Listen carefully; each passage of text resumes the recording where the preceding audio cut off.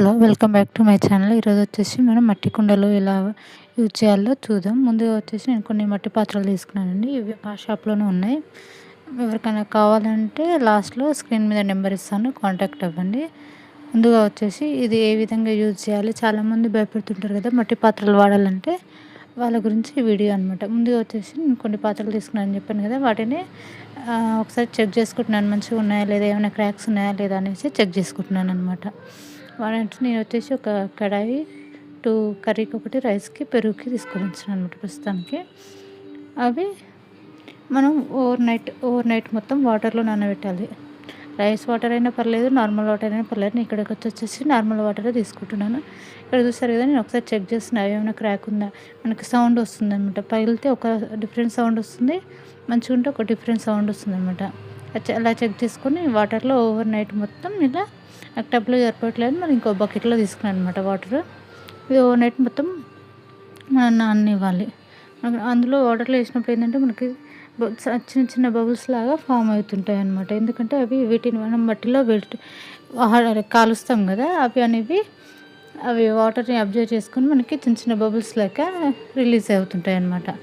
Next over night మొత్తం ఉంచినాక morning మనం వాటన్నిటిని తీసేసి ఒకటిగా తీసేసి, చాలామంది అంటుంటారు కదా కలర్స్ ఏమైనా యూజ్ చేస్తారేమో అని.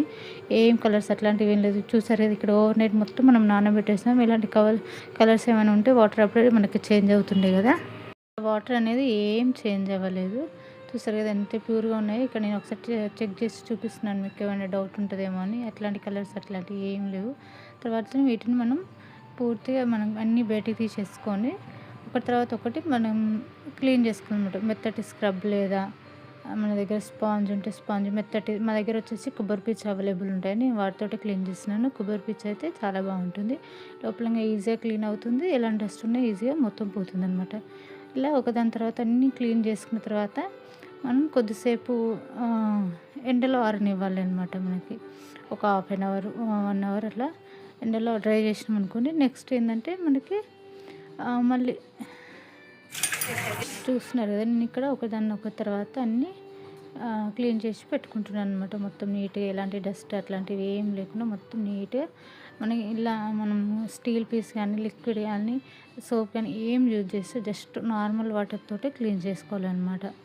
తర్వాత వీటన్నిటిని క్లీన్ చేసిన తర్వాత మనం కొద్దిసేపు ఎండలో డ్రై అవ్వనివ్వాలి. కొద్దిసేపు ఆరిన తర్వాత ఒకవేళ మనకి ఏమైనా ఇంకా తడిగా ఉందంటే ఒక మెత్తటి క్లాత్ తీసుకొని ఆ వాటర్ని అంతా క్లీన్ చేసేసినాక మనం గ్యాస్ మీద చిన్న మంటతోటి స్టార్ట్ చేసుకోవాలి. గ్యాస్ ఆన్ చేసేసి మనం ఈ కడాయి తీసుకున్నాం కదా, కడాయిని గ్యాస్ మీద పెట్టేసి తర్వాత అందులో వాటర్ ఫిల్ చేసుకోవాలి. ఫుల్గా ఏం అవసరం లేదు, హాఫ్ కంటే ఎక్కువ, 3/4 వాటర్ ఫిల్ చేసుకున్నాం అనుకో, ఆ వాటర్ మొత్తం వేడి అయినాక మనం గ్యాస్ మీద ఉంచేసుకోవాలన్నమాట.